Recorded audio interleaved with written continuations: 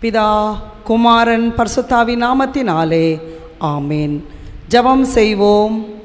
கிருபை நிறைந்த எங்கள் நல்ல ஆண்டவரே, நீ தந்த இந்த ஆராதனை நேரத்திற்காக நாங்கள் உம்மை நன்றியோடு துதிக்கிறோம், உம்மை ஸ்தோத்திரிக்கின்றோம்.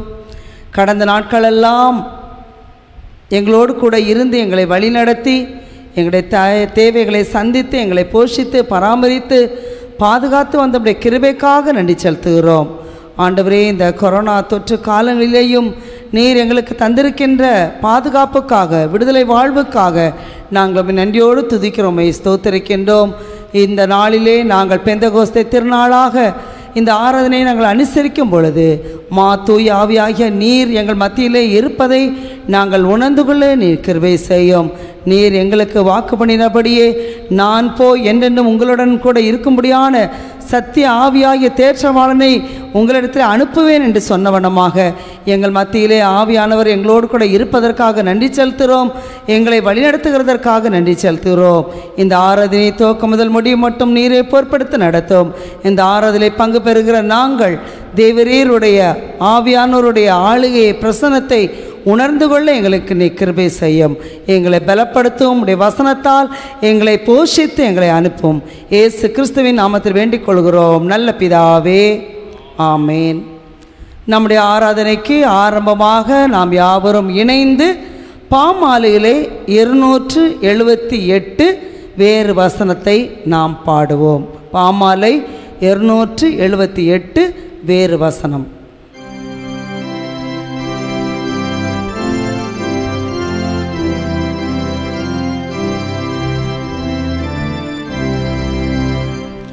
வாரும் தெய்வ ஆவி வாரும் எங்கள் ஆத்துமத்திலே, எங்களுக்கு இறை தாரும் வாரும் சுத்த ஆவியே, ஞான தீபம் ஞான தீபம் சுவாமி நீரே ஏற்றுமே, எங்கள் நெஞ்சில் நல்ல புத்தி தெய்வ பக்தி தோன்றவே, அதை நீர் குணப்படுத்தி தப்பு சிந்தை யாவுமே மாற்றவாரும் மாற்றவாரும் நல்ல தெய்வ ஆவியே, மோட்ச மார்க்கத்தை குறித்து எவகை தப்பெண்ணமோ நீக்கி எங்களை தற்காத்து நல்லோராக்கி அருளும், கால் தள்ளாடில் பலனீந்து தாங்கிடும், நெஞ்சுயங்களில் கலங்கி நாயனே ரட்சியும் என்று கெஞ்சும் போதிரங்கி ஆற்றி தேற்றி கொண்டீரோ, துன்பம் நீங்க நீர் சகாய ராயிரோ.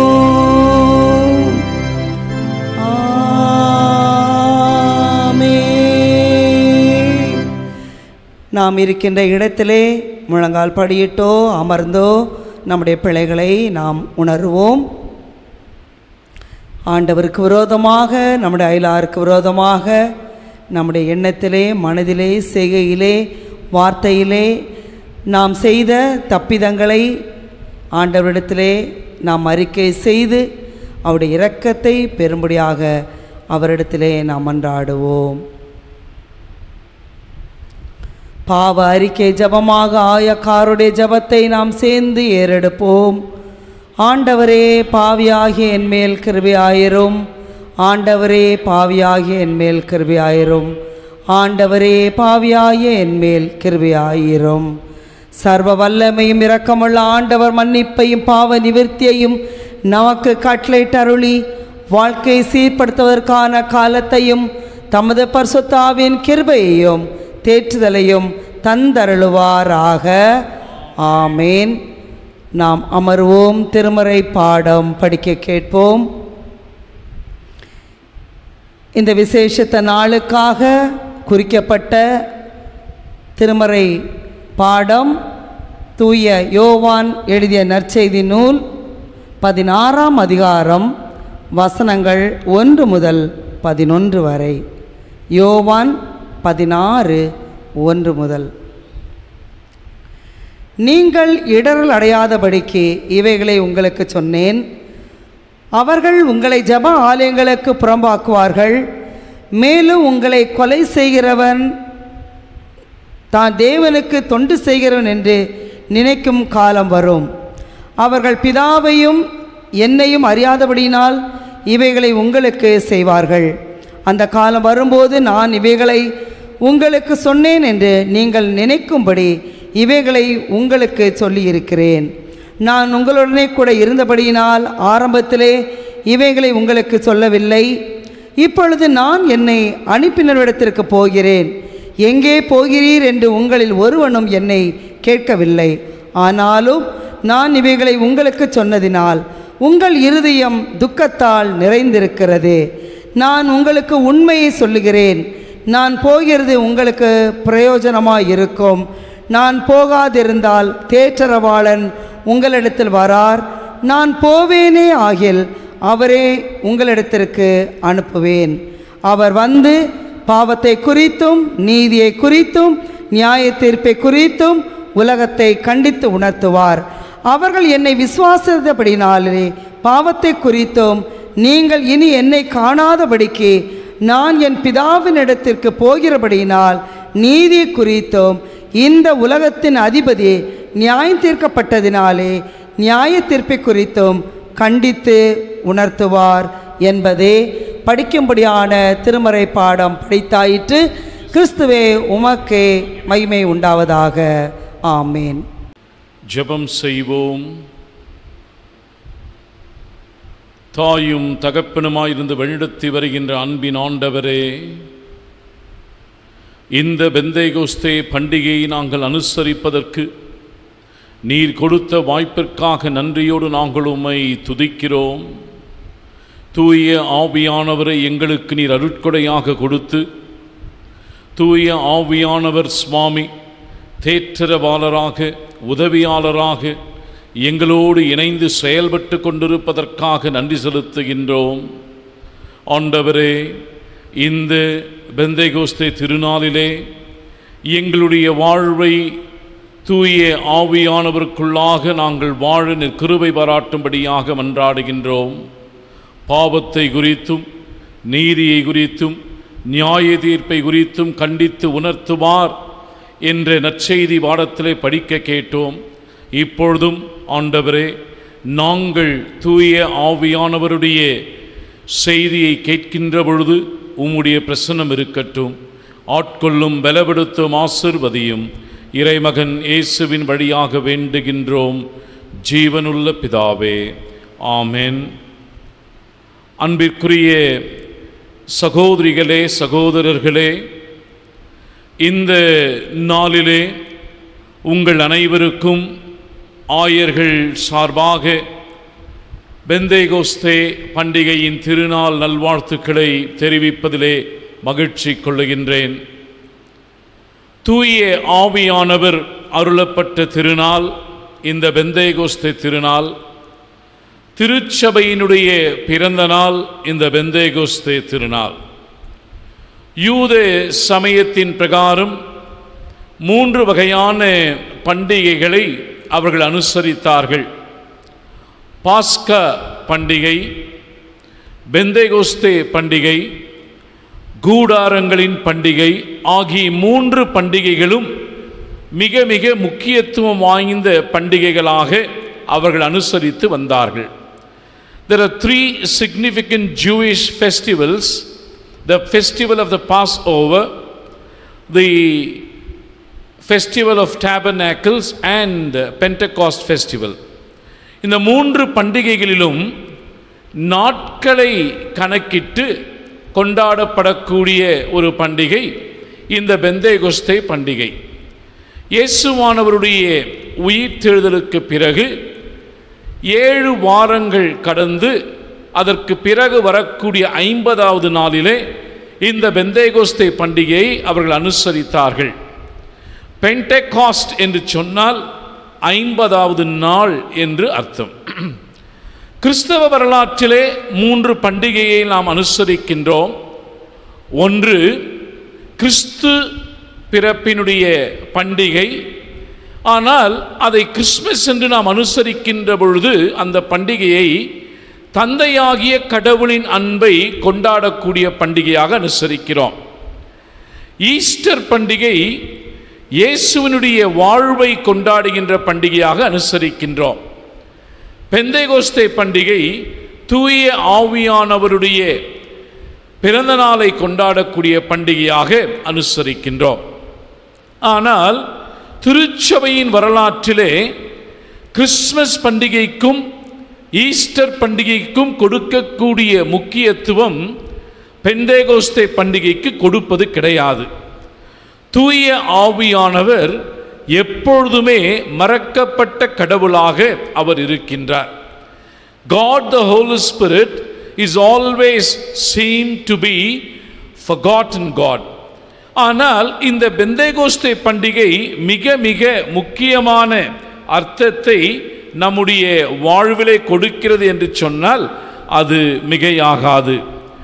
வாரும் தூய ஆவியரே எங்களை புதுப்பியும்.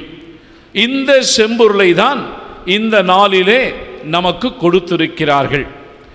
இந்த பெந்தேகோஸ்தே பண்டிகை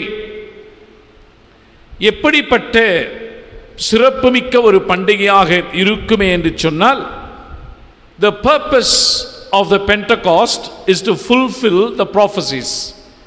பெந்தேகோஸ்தையினுடைய நோக்கம் தீர்க்க தரிசனங்களை முழுமை பெறுவது. The person of the Pentecost is God the Holy Spirit. பெந்தேகோஸ்தையினுடைய ஆள் தத்துவம் தூய ஆவியராகிய கடவுள். The power of the Pentecost is to communicate. இந்த பெந்தேகோஸ்தே பண்டிகையினுடைய வலிமை அல்லது வல்லமை என்னவென்று சொன்னால் தொடர்புபடுத்திக் கொள்வது. The proclamation of the Pentecost is to say Jesus is the Lord.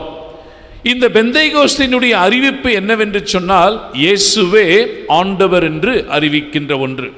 The preparation of the Pentecost is to repent and wait for the coming of Christ. இந்த பெந்தேகோஸ்தினுடைய ஆயத்தம் என்னவென்று சொன்னால் அனைவரும் மனம் திரும்பி ஆண்டவராகிய இயேசு கிறிஸ்துவினுடைய இறுதி வருகைக்கு ஆயத்தப்படுவதாகும். இந்த பெந்தேகோஸ்தே பண்டிகையிலே நாம் அப்போஸ்தலர் 2வது அத்தியாயத்தை படிக்கின்ற பொழுது அதிலே நாம் சில அடையாளங்களை நாம் பார்க்கின்றோம். புறா என்கின்ற அடையாளம். Dove is always a symbol of gentleness. புறா என்பது எளிமையின் அடையாளமாக பார்க்கின்றோம். இரண்டாவதாக அக்னி. Fire is the symbol of God's presence. இந்த அக்னி என்பது இறை பிரசன்னத்திற்கு அடையாளமாக பார்க்கின்றோம். பலத்த காற்று, wind. Wind is the symbol of God's power. கடவுளுடைய வல்லமைக்கு அடையாளமாக நாம் பார்க்கின்றோம். Tongues, நாவுகள். இவற்றை பார்க்கின்ற பொழுது tongues is a symbol of speech. இவை மொழிக்கு அடையாளமாக பார்க்கின்றோம். ஆக இந்த 4 அடையாளங்கள் பெந்தேகோஸ்தே பண்டிகையிலே ஒரு மிக முக்கியமான அடையாளங்களாக அப்போஸ்தலர் 2வது அத்தியாயத்திலே நாம் படிக்கின்றோம். ஒரு இறையலார் இவ்வாறாக சொல்லுகின்றார், as physical body cannot exist without a soul, church cannot exist without the spirit. ஒரு சரீரம் ஆனது எவ்வாறாக ஆன்மா இல்லாமல் அது இருக்க முடியாதோ அதே போல திருச்சபையானது ஆவி இல்லாமல் இருக்க முடியாது. மற்றொரு இறையலாளர்கள் சொல்லுகிறார், if there is no spirit, a body, in a body a person is dead. ஒருவருடைய உடலிலே ஆவி இல்லை என்று சொன்னால் அவர் மரித்து போனதற்கான அடையாளம். அதே போல if there is no spirit in the church is dead. ஆவியானவர் திருச்சபையிலே இல்லை என்று சொன்னால் திருச்சபை மரித்து போனதற்கான அடையாளம் என்பதை நாம் மறுக்கவோ மறைக்கவோ முடியாது. இந்த பரிசுத்த ஆவியானவராகிய கடவுள் இவர் ஆள் தத்துவம் உடையவர். அது என்று இட் என்று ஆங்கிலத்திலே நியூட்டர் ஜெனரல் சொல்ல முடியாது. ஆனால் பல நேரங்களிலே அந்த பிழைகளை நாம் செய்வோம்.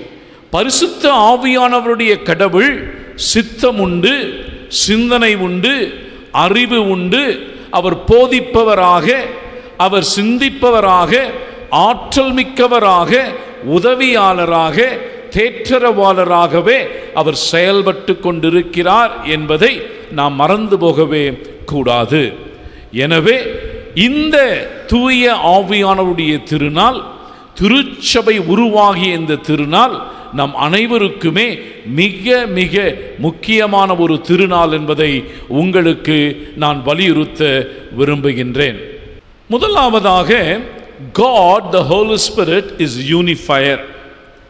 பரிசுத்த ஆவியானவராகிய கடவுள் ஒற்றுமைப்படுத்துபவர், ஒருங்கிணைப்பவர் என்பதை நாம் சொல்லலாம். பாபேல் அடையாளம் மக்களை பிரித்தது, பெந்தேகோஸ்தே அடையாளம் மக்களை இணைத்தது. இந்த அப்போஸ்தலர் 2வது அத்தியாயத்திலே நாம் படிக்கின்ற பொழுது இந்த ஐக்கியத்தை நாம் தெளிவாக பார்க்கின்றோம். தூய ஆவியானவர், God the Holy Spirit always unites us. ஐக்கியத்தின் ஆவியானவராக, ஒருமைப்பாட்டின் ஆவியானவராக, ஒருங்கிணைப்பின் ஆவியானவராகவே அவர் செயலாற்றிக் கொண்டிருக்கின்றார், இருப்பவராக இருக்கின்றார். அன்பிற்குரியோரே, இந்த ஒருமைப்பாட்டை நாம் அப்போஸ்தலர் 2ஆம் அத்தியாயத்தில் மட்டுமல்ல, ஆதி திருச்சபையின் வரலாற்றிலும் கூட நாம் சிறப்பாக நாம் அதை பார்க்கின்றோம். அப்போஸ்தலர் 2ஆம் அத்தியாயத்திலே பல தேசத்திலிருந்து வந்திருக்கின்றவர்கள் ஒன்று கூடுகிறார்கள். அவர்கள் படித்தவர்கள் ஒரு சிலர், பாமர மக்கள் ஒரு சிலர், கலிலேய குப்பங்களிலே இருக்கின்ற மக்கள் ஒரு சிலர். இப்படி பல கலாச்சாரங்கள், பல பண்பாடுகள், பல மொழிகள், இப்படியாக பல திறத்தின் மக்கள் ஒன்று கூடுகிறார்கள். அப்பொழுது ஆவியானவருடைய அருட்கொடை அவர்களுக்கு அருளப்படுகிறது. இந்த ஆவியானவராகிய கடவுள் ஒருங்கிணைப்பாளராக இருப்பதின் அடையாளம் என்னவென்று சொன்னால், ஆவியானவர் எங்கு உண்டோ அங்கு கண்டிப்பாக விடுதலை உண்டு. ஒவ்வொருவரும் சுயாதீனத்தோடு அவர்கள் இருப்பதற்கான ஒரு அடையாளம் ஆவியானவருடைய பிரசனம் என்பதை நாம் மறந்து போகவே கூடாது. திருச்சபை வரலாற்றிலும் கூட இன்றைக்கு ஆவியானவர் நமது திருச்சபையில் இருப்பதற்கு அடையாளம், எந்த திருச்சபை ஐக்கியத்தோடு இணைந்து செயல்படுகிறதோ அங்கு ஆவியானவருடைய பிரசன்னம் இருப்பதற்கான அடையாளம் அதுதான். அதனாலே தான் திருச்சபையை கிறிஸ்துவின் சரீரமாக நாம் சொல்லுகின்றோம். இந்த கிறிஸ்துவின் சரீரம் ஆவியானவரினாலே வழிநடத்தப்படுமே என்று சொன்னால், இந்த திருச்சபையிலே ஒவ்வொரு உறுப்பினரும் ஒருவரோடு ஒருவர் இணைந்து செயல்படுவதற்கு, ஒருமைப்பாட்டோடு செயல்படுவதற்கு, எந்த விதமான பிளவுகள் இல்லாமல் செயல்படுவதற்கு ஆவியானவர் இருப்பது அடையாளம் என்பதை நாம் மறந்து போகவே கூடாது. எங்கு பிளவுகள் இருக்கிறதோ, எங்கு குழப்பங்கள் இருக்கிறதோ, எங்கு பலவிதமான வேறுபாடுகள் வித்தியாசங்கள் இருக்கிறதோ அந்த திருச்சபையிலே ஆவியானவர் இல்லை என்பதை நாம் உணர வேண்டும். கிறிஸ்துவின் சரீரமாகிய திருச்சபையிலே ஆவியானவர் இருப்பதற்கு அடையாளம் அந்த திருச்சபை ஐக்கியப்படுகின்ற திருச்சபையாக, ஐக்கியப்படுத்துகின்ற திருச்சபையாக இருக்க வேண்டும் என்பதை தான் நாம் உள்வாங்கி வாழ வேண்டும். அதனாலே தான் தென்னிந்திய திருச்சபையும் ஆவியானவரினாலே இயக்கப்படக்கூடிய திருச்சபை. Church of South India is an united church and uniting church. தென்னிந்திய திருச்சபை ஐக்கியப்பட்டிருக்கும் திருச்சபை, ஐக்கியப்படுத்தும் திருச்சபை. ஏனென்று சொன்னால் இந்த மாபெரும் தென்னிந்திய திருச்சபைக்கு ஆவியானவராகிய கடவுள் இந்த திருச்சபையை இயக்குகின்றார் என்பதை மறந்து போகவே கூடாது. எனவே அன்பிற்குரிய திருச்சபையினரே, நம்முடைய திருச்சபை ஆவியானவர் இருப்பதற்கு அடையாளம் ஒற்றுமையோடு இயங்கக்கூடிய அழைப்பை இந்த பெந்தேகோஸ்தே திருநாள் நம் அனைவருக்கும் கொடுக்கிறது என்று சொன்னால் அது மிகையாகாது. நீங்கள் வீட்டிலே 1 கொரிந்தியர் 12ஆம் அத்தியாயத்திலே 12ஆம் வாக்கியம் துவங்கி நீங்கள் படித்து பார்க்க வேண்டும். God the Holy Spirit is unifier. God the Holy Spirit signifies unity. God the Holy Spirit is a God who unites us to live in friendship, with friendship and fellowship. இதுவேதான் பரிசுத்த ஆவியானவருக்கு அடையாளம் என்பதை நாம் உணர வேண்டும். இரண்டாவதாக, God the Holy Spirit is sanctifier. பரிசுத்த ஆவியானவராகிய கடவுள் தூய்மைப்படுத்துபவர். இந்த மக்கள் அப்போஸ்தலர் 2ஆம் அத்தியாயத்திலே முதல் திருச்சபையாக உருவெற்ற இந்த மக்கள் ஒருங்கிணைகிறார்கள். இவர்கள் ஒருங்கிணைந்த பொழுது நான் ஏற்கனவே சொன்ன அடையாளங்கள், புறாவின் அடையாளம், பலத்த காற்றின் அடையாளம், அக்னி நாவின் அடையாளம், மொழிகளின் அடையாளம் என்று நான் சொன்னேனே, அப்பொழுது தூய ஆவியானவர் புறாவை போல இவர்கள் மேல் இறங்கினார். அனைவரும் அவரவருடைய ஜென்ம பாஷையிலே பேசினார்கள். இதை பல நிலைகளிலே தவறாக இதை விளக்கம் கொடுக்கின்ற செய்திகளை பார்க்கின்றோம். பற்பல பாஷையின் அடையாளமாக இவற்றை விளக்குகின்றவர்கள் தவறாக விளக்குகின்றார்கள். இங்கு இருந்த மக்கள் அவரவர் தங்களுடைய சுற்றி இருக்கக்கூடிய மக்களுடைய பாஷையிலே பேசுகிறார்கள். அங்கு கேட்கின்றார்கள், பேசுகிற இவர்கள் கலிலேயர்கள் அல்லவா? கலிலேயர்களாகி இவர்களுக்கு என்னுடைய பாஷை எப்படி தெரியும்? ஒருவேளை நாம் தெளிவாக புரிந்து கொள்ள வேண்டும்.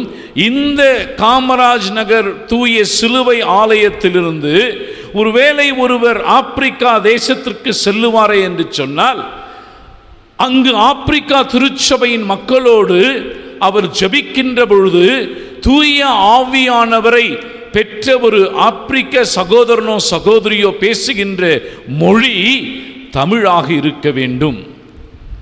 தெளிவாக புரிந்து கொள்ள வேண்டும்.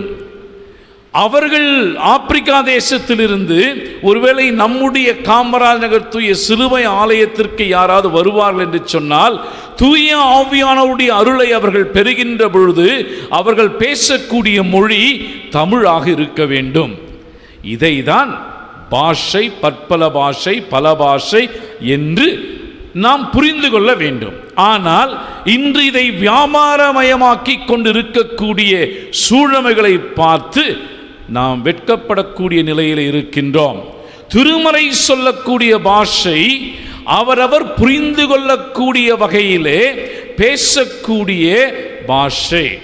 எனவே இந்த ஸ்பீச் என்று சொல்லுகின்ற பொழுது இவை அனைத்துமே இந்த அக்னிமயமான நாவுகள் வழியாக இறை பிரசனத்தை உணர்ந்தவர்கள் தூய்மைப்படுத்தப்படுகிறார்கள், ஐக்கியப்படுத்தப்படுகிறார்கள். இரண்டாவதாக தூய்மைப்படுத்தப்படுகிறார்கள். கடவுள் அவர்கள் நாவிலே கொண்ட வார்த்தைகளை பார்த்து கொண்டிருந்த அனைவருடைய மொழிகளிலுமே இந்த கலிலேயர்கள் பேசுகிறார்கள். இந்த கலிலேயர்களுக்கு இருக்கக்கூடிய சொந்த மொழி கலிலேய மொழி. அது வேறு ஏதாவது காமன் கலிலேயன் லாங்குவேஜாக கூட இருக்கலாம். ஆனால் சுற்றி இருக்கிறவர்களுடைய மொழிகளிலே இவர்கள் பேசுகிறார்கள். இவர்களுக்கு இவர்கள் பேசுவது தெளிவாக புரிகிறது. இந்த ஆன்லுக்கர்ஸ், இவர்கள் சுற்றி இருக்கின்றவர்கள், கடவுள் இவர்களுக்கு தூய ஆவியானவர் அருளப்பட்ட நிலையிலே என்ன இவர்கள் வழியாக என்ன சொல்லுகின்றார் என்பதை இவர்கள் அழகாக கேட்கிறார்கள். ரைட் ஸ்பீச், தூய்மைப்படுத்தக்கூடிய நிலை. ஏசாயாவிலே கூட பார்க்கின்றோம். ஏசாயா அவர் நாவை தொட்டவுடனேயே ஐயோ நான் அதமானேன், அசுத்த உடலுள்ளவன் நான் என்று சொல்லுகிறாரே. அன்பிற்குரியோரே, தூய ஆவியானவரை உடையவர்கள் தூய்மையாக இருக்கக்கூடியவர்கள், தூய்மையாக வாழ வேண்டியவர்கள், தூய்மையான சிந்தனையில் இருக்க வேண்டியவர்கள், தூய்மையான ஒரு வாழ்க்கையை வாழ அழைக்கப்படுபவர்கள் தூய ஆவியானவருக்கு அடையாளம். எனவே திருச்சபை என்று நான் சொல்லுகின்ற பொழுதெல்லாம் நான் whenever I denote the name church, it is only the people of God.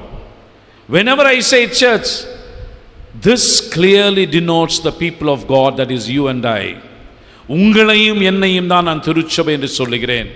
அப்போ நம்முடைய வாழ்விலே தூய ஆவியானவர் இருப்பாரே என்று சொன்னால் நம்மை தூய்மைப்படுத்துவதற்காக, அதற்காக தான் நமக்கு கொடுக்கப்பட்டிருக்கக்கூடிய பகுதி யோவான் 16 படிக்கிறோம்.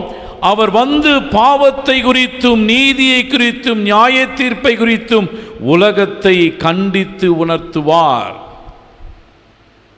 பாவத்தை குறித்து, நீதியை குறித்து, நியாய தீர்ப்பை குறித்து உலகத்தை கண்டித்து உணர்த்துவார். தூய ஆவியானவருடைய பணி இதுதான். கண்டித்து உணர்த்தக்கூடியவர், விடுதலையின் வாழ்வை தரக்கூடியவர், நம்முடைய வாழ்வை தூய்மைப்படுத்தக்கூடியவர். கிறிஸ்து பரமேறினார், பரிசுத்த ஆவியானவர் பூமிக்கு அனுப்பப்பட்டார். Christ went up, God the Holy Spirit came down. God the Holy Spirit came down and apostles went out. Apostles went out and believers came in. கிறிஸ்து பரமேறினார், ஆவியானவர் அருளப்பட்டார். ஆவியானவர் அருளப்பட்டார், அப்போஸ்தலர்கள் வெளியே சென்றார்கள். அப்போஸ்தலர்கள் வெளியே சென்றார்கள், விசுவாசிகள் சபைக்குள் வந்தார்கள். This is the work of the God the Holy Spirit.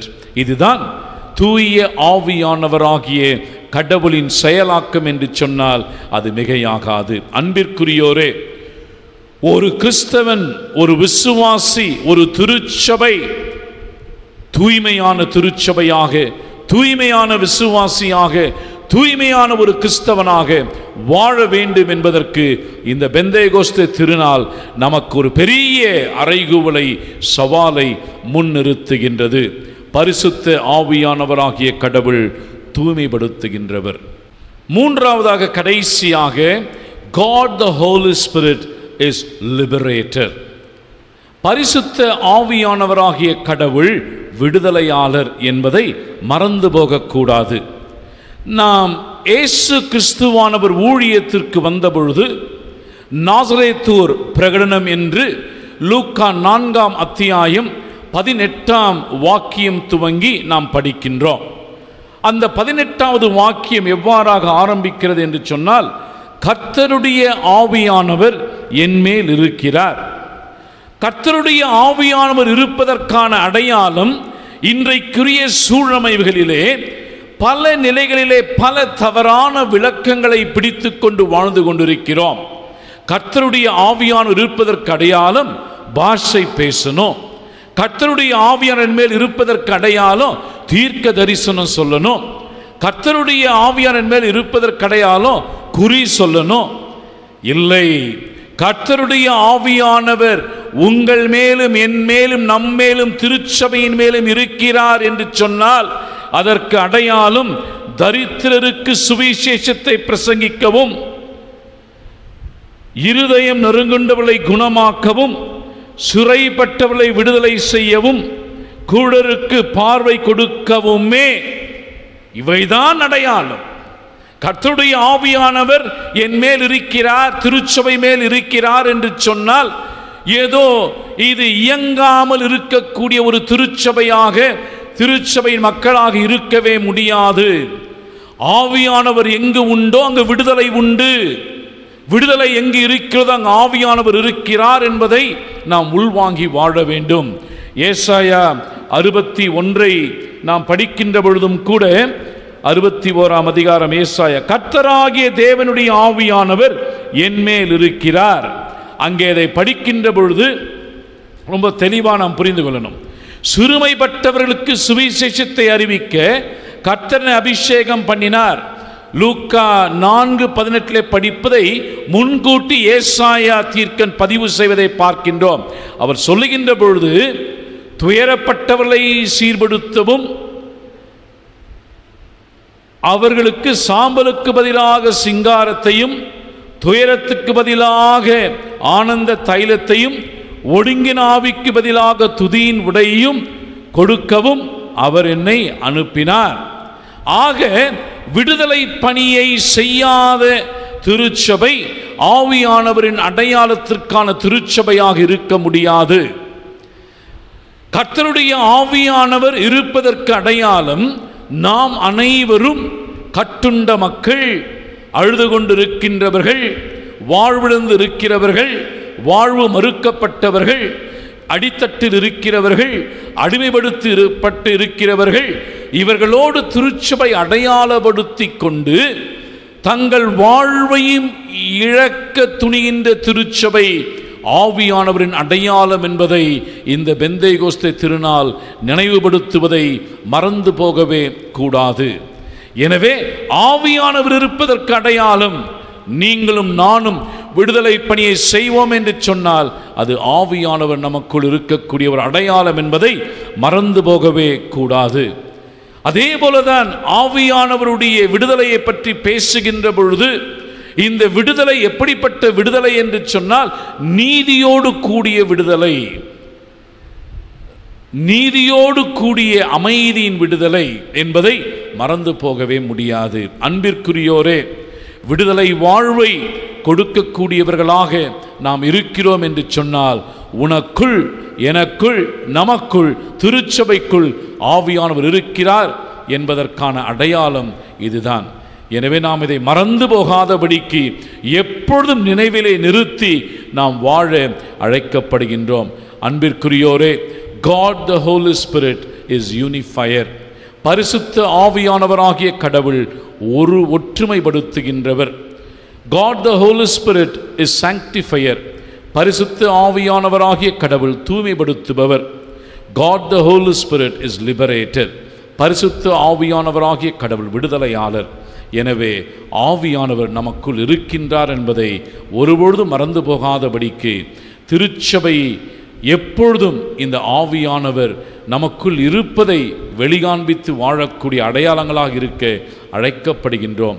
இந்த பெந்தேகோஸ்தே திருநாளிலே அப்படிப்பட்ட உறுதிப்பாட்டோடு நாம் நம்முடைய வாழ்வை, விசுவாச பயணத்தை தொடருவோம். ஆண்டவர் தாமே நம் அனைவரையும் ஆசீர்வதித்து வழி நடத்துவாராக. ஆமென்.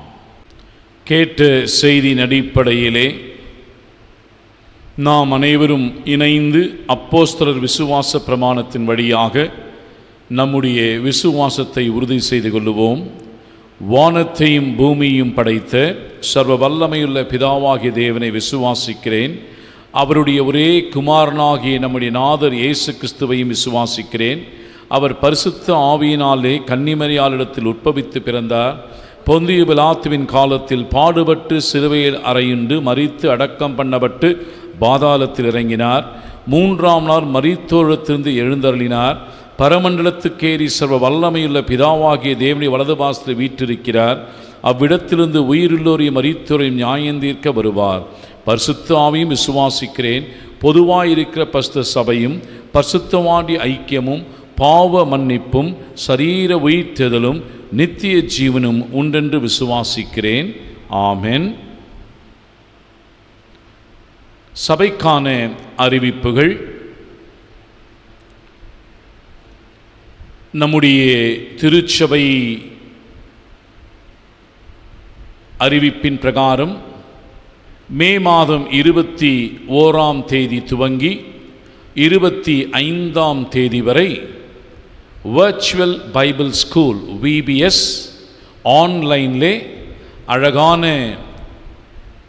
ஆக்ஷன் சாங்ஸ், மனன வசனங்கள், குறு நாடகங்கள், திருமறையை சார்ந்த கதைகள் இவையெல்லாம் ஒளிபரப்பப்படுகின்றது. நீங்கள் அந்த 5 நாட்களும் 21 துவங்கி 25 வரை பார்த்து கொண்டிருப்பீர்கள், பார்க்க வேண்டும் எனவும் நாங்கள் அறிவிக்கின்றோம். இதிலே விடுமுறை விவிலியப் பள்ளி முடிவிலே ஆலயம் திறந்தவுடன் 5 கேள்விகள் கேட்கப்படும். அதிலே சிறப்பான பதிலை எழுதி கொடுக்கக்கூடியவர்களுக்கு சிறப்புமிக்க பரிசுகள் உண்டு. இந்த விடுமுறை விவிலியப் பள்ளியை ஆன்லைனிலே பங்கேற்கின்ற சிறு பிள்ளைகள், இளம் வாலிபர்கள், தயவு செய்து உங்களுடைய ஆக்டிவிட்டீஸ், உங்களுடைய மெமரி வேர்ஸ் மற்றும் உங்களுடைய ஆக்ஷன் சாங்ஸ் எல்லாவற்றையும் நீங்கள் இயக்குநர்களுடைய வாட்ஸ்அப்புக்கு நீங்கள் அனுப்புவீர்கள் என்று சொன்னால், திரு ஜென்கின் அவர்களுக்கு நீங்கள் அனுப்புவீர்கள் என்று சொன்னால், அது நாங்கள் எடுத்து அதற்கான மதிப்பெண்களையும் நாங்கள் கொடுப்போம் என்பதிலே எந்த விதமான ஐயப்பாடும் இல்லை. எனவே மகிழுங்கள், பங்கு பெறுங்கள், பங்களிப்பை தாருங்கள், பரிசை பெற்றுக்கொள்ளுங்கள். ஜென்கின் இயக்குனருடைய அலைபேசி மொபைல் எண் 7293135007. மறுபடியும் சொல்லுகிறேன், 7293135007. நீங்கள் இந்த தருணத்தை உபயோகப்படுத்திக் கொள்ளுங்கள். நம்முடைய திருச்சபையிலே பல பேர் கொரோனாவினாலே பாதிக்கப்பட்டிருக்கிறார்கள். நாம் நம்முடைய திருச்சபையில் இருக்கக்கூடிய ஏழ்மையில் இருக்கக்கூடிய குடும்பங்களுக்கு உதவி செய்வது நமது கடமை. செய்தி கேட்டோம் இல்லையா? கர்த்தருடைய ஆவியானவர் நம்மேல் இருப்பதற்கான அடையாளம் வாழ்விழந்திருக்கின்ற மக்களோடு நாமும் நம் வாழ்வை பகிர்ந்து கொள்ள வேண்டும். எனவே உங்களால் இயன்ற உதவிகள், பொருளாக நீங்கள் அரிசி, பருப்பு, எண்ணெய் போன்ற மளிகை ஜாமான்களை நீங்கள் பெற்று வந்து ஆலயத்திலே நீங்கள் கொடுக்கலாம். அது மட்டுமல்ல, பெற முடியாதவர்கள் நன்கொடையாக கொடுப்பீர்கள் என்று சொன்னால், இன்று மாலை 5 மணி முதல் 6 மணி வரை இங்கு நம்முடைய ஆலயத்தின் அலுவலர்கள் இருப்பார்கள். காசோலையாகவும் நீங்கள் கொடுக்கலாம், பணமாகவும் கொடுக்கலாம். நீங்கள் அதை கொடுத்து விட்டு நீங்கள் உங்களுக்கான ரசீதை நீங்கள் பெற்று செல்லும்படியாக நாங்கள் அன்போடு அழைக்கின்றோம். நீங்கள் கொடுக்கக்கூடிய உதாரத்துவமான காணிக்கை வழியாக, பொருள் வழியாக பல குடும்பங்கள் பயன் பெறுவார்கள் என்பதை நான் இந்த நேரத்தில் சொல்லுகிறேன். It is our responsibility to help people, those who are in need. இது நமக்கு கடவுள் கொடுத்திருக்கின்ற பொறுப்பு. VBS பாடத்தில் நம்ம சொன்னோம், செய்யத்தக்கவைகளை செய்யாமல் போனால் அது பாவம். நன்மை செய்யக்கூடிய திராணி நமக்கு இருந்தும் அதை செய்யாமல் போனால் அது பாவம். எனவே அன்பிற்குரிய திருச்சபையாரே, நீங்கள் ஒத்துழைப்பு தருவீர்கள் என நாங்கள் நம்புகின்றோம். இதை மனதிலே கொண்டு நீங்கள் ஒத்துழைப்பு தரும்படியாக அன்போடு அழைக்கின்றோம். வானமுதம் நாளிதழ் நடத்தும் பிரம்மாண்டமான விவிலிய தேர்வுக்கான நோட்டீஸை நீங்கள் பார்க்கும்படியாக அன்போடு அழைக்கின்றோம். இந்த வேதாகம புதையல் வேட்டை 1 மணி நேர தேர்வு ஜூலை மாதம் 25ஆம் தேதி வயது வரம்பின்றி கலந்து கொள்ளலாம். விண்ணப்பிக்க கடைசி நாள் ஜூலை 1. எனவே இந்த விளம்பரத்தை நீங்கள் பார்த்து இதிலே நீங்கள் விண்ணப்பிக்கும்படியாகவும் நாங்கள் உங்களை அன்போடு அழைக்கிறோம். ஆலயத்தின் வெளியேயும் இந்த நோட்டீஸ் ஒட்டப்பட்டிருக்கும். நீங்கள் ஆலயத்திற்கு வந்தும் விவரங்களை பெற்றுக்கொள்ளும்படி அன்போடு அழைக்கின்றோம். நன்ற பரிசுகள், மொத்த பரிசு 2,50,000 ரூபாய்க்கான பரிசு தொகைகள், பம்பர் பரிசு 10,000 ரூபாய், மேலும் 15 ரொக்க பரிசுகள், 400 பாராட்டு பரிசுகள், 800 ஆறுதல் பரிசுகள். எனவே வேதாகமத்தை முழுமையுமாக படித்து இதில் பங்கு பெறும்படியாக அன்போடு கேட்டுக்கொள்ளப்படுகிறீர்கள்.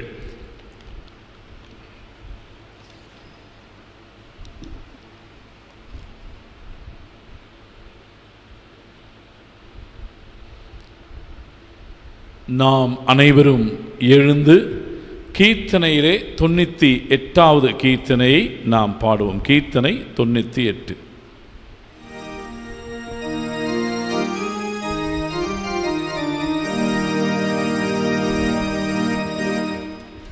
ஆவியை மழை போலே ஊற்றும் பல ஆடுகளை மந்தையீர் கூட்டும், மந்தையீர் கூட்டும்.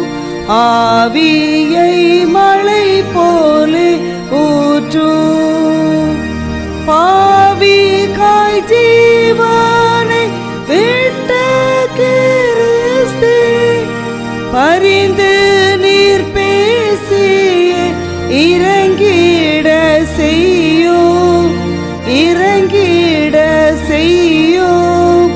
ஆவியை மழை போலே ஊற்றும் அன்பினால் ஜீவனை விட்டீர். ஆவி அருள் மாறி பொழியவே பரலோகம் சென்றீர், பரலோகம் சென்றீர். அன்பினால் ஜீவனை விட்டீர். இன்ப பெருகிலே பொங்கி மகிழ ஏராளமான ஜனங்களை சேரும், ஜனங்களை சேரும்.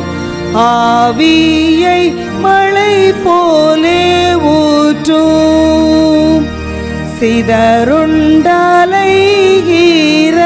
ஆட்டை பின்னும் தேடி பிடித்து நீ தூக்கி சுமந்து, தூக்கி சுமந்து சிதறுண்டலைகிற ஆட்டை பதறாதே நான்தான் உன்னல் மேய்ப்பன் இயேசு. பாக்கியரின்னும் நல் வாக்கை அருளும், வாக்கை அருளும். ஆவியை மழை போலே ஊற்றும் காத்திருந்த பல பேரும் மனம் கடினம் கொள்ளா முன்னே பாதம் சேரும், பாதம் சேரும். காத்திருந்த பல பேரும் தோத்திர கீதங்கள் பாடி புகழ்ந்து சுத்த லோகம் வர தூயாவி ஊற்றும், தூயாவி ஊற்றும். ஆவியை மழை போலே ஊற்றும் தோத்திர கீதங்கள் பாடி எங்கும் சுவிசேஷ ஜெயத்தையே நிதம் நிதம் தேடி, நிதம் நிதம் தேடி தோத்திர கீதங்கள் பாடி பாத்திர ராக அநேகர் எழும்ப பரிசுத்த ஆவியின் அருள் மாறி ஊற்றும், அருள் மாறி ஊற்றும். ஆவியை மழை போலே ஊற்றும். ஜெபம் செய்வோம்.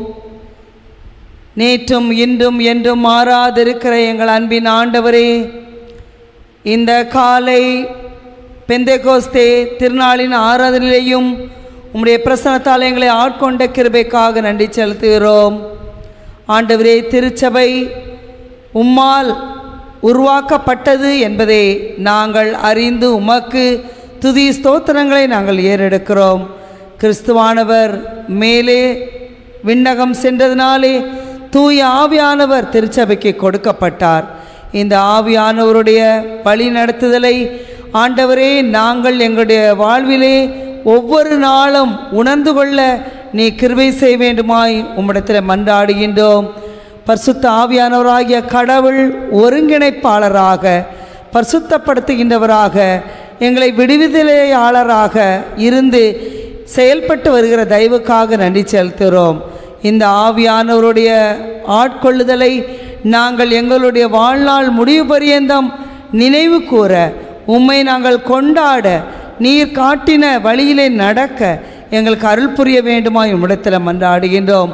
தொடர்ந்து திருச்சபையிலே ஐக்கியத்தை தாரும், பரிசுத்தத்தை தாரும், விடுதலையின் அனுபவத்தை தாரும். இந்த விடுதலையின் பணியை நாங்கள் ஆண்டவரே மற்றவர்களுக்கு நற்பலனை கொடுக்கக்கூடிய பணிகளாக தொடர்ந்து செயல்படுத்த நீ கிருபை செய்வேன்மா ஜெபிக்கிறோம்.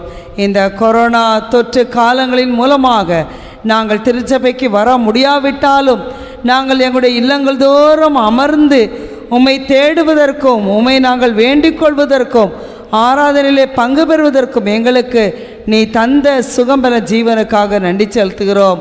இந்த தொற்றினாலே பாதிக்கப்பட்டு ஆண்டவரே சுகத்துக்காக போராடி கொண்டிருக்கிற மக்களுக்காக நாங்கள் வேண்டுதல் செய்கிறோம்.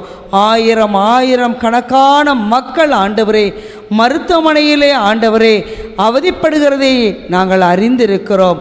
பெட் இல்லாமல், ஆக்சிஜன் இல்லாமல், மருத்துவமனையிலே இடமில்லாமல் ஆண்டவரே தவிக்கின்ற மக்களையும் நாங்கள் நினைவு கூறுகிறோம். ஆண்டவரே, அனைத்து இந்த வியாதியையும் இந்த பெருந்தொற்றையும் உம்முடைய கட்டுப்பாட்டுக்குள்ளாக நீ கொண்டு வர வேண்டுமாய் உம்மிடத்தில் மன்றாடுகின்றோம். கூடிய விரைவிலே ஆண்டவரே இந்த தொற்று நீக்கப்படுவதற்கு நாங்களும் ஆண்டவரே அரசு ஆலோசனைகளை நாங்கள் தொடர்ந்து செயல்படுத்த நீ கிருபை செய்வேன்மா ஜெபிக்கிறோம். இதன் மூலமாக தங்களுக்கு அன்பானவர்களை இழந்திருக்கின்ற மக்களுக்காக நாங்கள் வேண்டிக் கொள்கிறோம். உலகம் கொடுக்க முடியாத ஆறுதலையும் சமாதானத்தையும் நீர் உம்முடைய பிள்ளைகளுக்கு தாரும் ஆண்டவரே. எத்தனையோ இறை மக்கள், எத்தனையோ ஆண்டவரே போதகர்கள், கடவுளுடைய ஊழியக்காரர்கள் ஆண்டவரை மரித்து போயிருக்கிறார்கள். நாங்கள் ஏனென்று கேட்க முடியாது. ஆனாலும் ஆண்டவர் எங்களை பாவங்களை பாராதபடிக்கு நீர் ஒரு விசை மாத்திரம் எங்கள் மேல் இறங்கி ஆண்டவரே எங்களுடைய தேசத்துக்கு நீர் நன்மையை சேமத்தை நீர் கொடுக்க வேண்டுமாய் உம்மிடத்தில் மன்றாடுகின்றோம். ஆண்டவரே, இந்த பெருந்தொற்றினாலே பாதிக்கப்பட்ட எல்லா மக்களையும் நீர் ஆண்டவரே சுகப்படுத்தும், சொஸ்தப்படுத்தும். இவளை பராமரிக்கிற மருத்துவர்கள், செவிலியர்கள் ஆண்டவரே இன்னும் பங்களிப்பை கொடுக்கின்ற அனைத்து தன்னார்வ தொண்டர்கள், காவலர்கள் ஆண்டவரே துப்புரவு பணியாளர்கள் யாவரையும் உம்முடைய திருக்கரங்களுக்கெல்லாம் கொடுக்கின்றோம். அவர்களும் தங்களுடைய குடும்பத்தை விட்டு ஆண்டவரே தங்களுடைய நேரத்தையும் தங்களுடைய எல்லா விதமான காரியங்களையும் இதற்கென்று அர்ப்பணித்திருக்கிறார்கள். ஒவ்வொருவரையும் உம்முடைய பாதுகாப்புக்குள்ளாக நீர் வைத்து நீர் அரவணைத்துக் கொள்ளணுமா ஜெபிக்கிறோம் சாமி. சோர்ந்து போயவர்களுக்கு பலன் கொடுத்து சத்துவமில்லாதவர்களுக்கு சத்துவத்தை பெருக பண்ணுவேன் என்று சொன்ன ஆண்டவர் சோர்வுகளை நீக்கி ஆண்டவர் உம்முடைய பலத்தை சத்துவத்தை கொடுத்து வழி நடத்தும். எங்களுடைய திருச்சபையிலும் பாதிக்கப்பட்ட மக்கள் இருக்கிறார்கள் ஆண்டவரே, அவர்களுக்கும் நீ ஆண்டவரே கூடிய விரைவிலே விடுதலையை தாரும். எங்களிடத்தில் ஜெபியுங்கள் என்று கேட்டுக்கொண்ட எல்லாரையும் நாங்கள் நினைவு கூறுகிறோம். அவர்களையும் ஆண்டவரே இந்த பெரிய ஒரு கொடுமையான வியாதியிலிருந்து நீ விடுவிக்க வேண்டுமா ஜெபிக்கிறோம். இப்பொழுதும் ஆண்டவரே எங்கள் அனைவரையும் திருக்கரங்களுக்காக கொடுக்கின்றோம். சிறு பிள்ளைகளுக்காக, வாலிபர்களுக்காக, பெரியவர்களுக்காக, வயோதிபர்களுக்காக உம்மிடத்தில் மன்றாடுகின்றோம். திருச்சபை தலைவர்களுக்காக நாங்கள் ஜெபிக்கிறோம். ஊழியக்காரர்களுக்காக, போதகர்களுக்காக நாங்கள் ஜெபிக்கிறோம். அடிமட்டத்திலே வறுமையிலே வாடுகின்ற மக்களுக்காக ஜெபிக்கிறோம். ஒவ்வொருவரையும் நீ பலப்படுத்தும். அவளுக்கு தேவையான அனைத்து காரியங்களையும் நீ தந்து வழிநடத்த நாங்கள் ஜெபிக்கிறோம். எங்கள் ஆலயத்தின் மூலமாகவும் அநேக மக்களுக்கு, ஏழை எளிய மக்களுக்கு ஆண்டவரே நாங்கள் உதவி செய்ய, உதவிக்கரம் நீட்ட நீர் எங்களோடு கூட இடைப்பட வேண்டுமா ஜெபிக்கிறோம். நடந்து கொண்டிருக்கின்ற வர்ச்சுவல் பைபிள் ஸ்கூலுக்காக ஜெபிக்கிறோம். இதிலேயும் ஆயிரம் பிள்ளைகள் பங்கு பெற்று ஆவிக்குரிய வாழ்விலை முன்னேறி செல்ல, இயேசுவை அறிந்து கொள்ள ஆண்டவரை உம்மை பின்பற்றி நடக்க நீ கிருபை செய்யும். எங்களை தாழ்த்தி உம்முடைய சமூகத்திலே கொடுக்கிறோம். எங்களுடைய தேவைகள் எல்லாவற்றையும் சந்தியும். எங்களை ஆட்கொள்ளும், பலப்படுத்தும், ஆசீர்வதியும். உம்முடைய நன்மையினாலே நிரப்பும். மீதியான காலம் முழுவதும் எங்களுடைய கூட இருந்து எங்களை பாதுகாத்து வழி நடத்தும். இந்த வாரத்தில் தங்களுடைய பிறந்த நாள், திருமண நாளை கொண்டாடுகின்ற எல்லா மக்களையும் நாங்கள் நினைக்கூறுகிறோம். இந்த புதிய ஆண்டை ஒவ்வொருவருக்கும் ஆசீர்வதித்து தாரும், பிரயோஜனமாக்கி தாரும். வருஷத்தை நன்மையால் முடிசூட்டும்.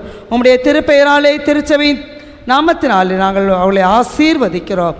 நீரை தொடர்ந்து வழிநடத்தும், ஆசீர்வதியும். இயேசு நாமத்தில் வேண்டிக் கொள்கிறோம். ஜெபங்கேளும் நல்ல பிதாவே, ஆமேன். என் ஆத்மாவே கர்த்தரை ஸ்தோத்திரி, என் முழுவதுமே பரிசுத்த நாமத்தை ஸ்தோத்திரி. என் ஆத்மாவே கர்த்தரை ஸ்தோத்திரி, அவர் செய்த சகல உபகாரங்களையும் மறவாதே. ஆமேன். நம்முடைய கர்த்தராகிய இயேசு கிறிஸ்துவின் கிருபையும் தாயே தந்தையுமாகிய கடவுளின் அன்பும் பரிசுத்த ஆவியானுடைய ஆசீர்வாத வழிநடத்தலும் சமாதானமும் நம் அனைவரோடும் இன்றும் என்றும் சதா காலங்களிலும் நிலைத்திருப்பதாக.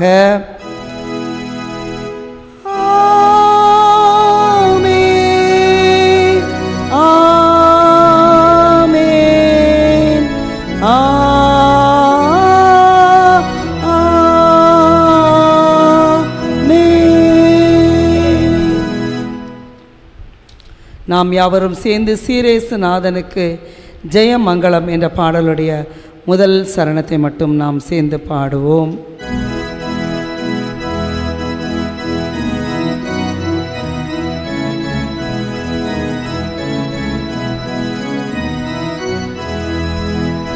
சீரேசு நாதனுக்கு ஜெயமங்கலமாதி, திரியேகநாதனுக்கு சுபமங்கலம். சீரேசு நாதனுக்கு ஜெயமங்கலமாவி, திரியேகநாதனுக்கு சுபமங்கலம்.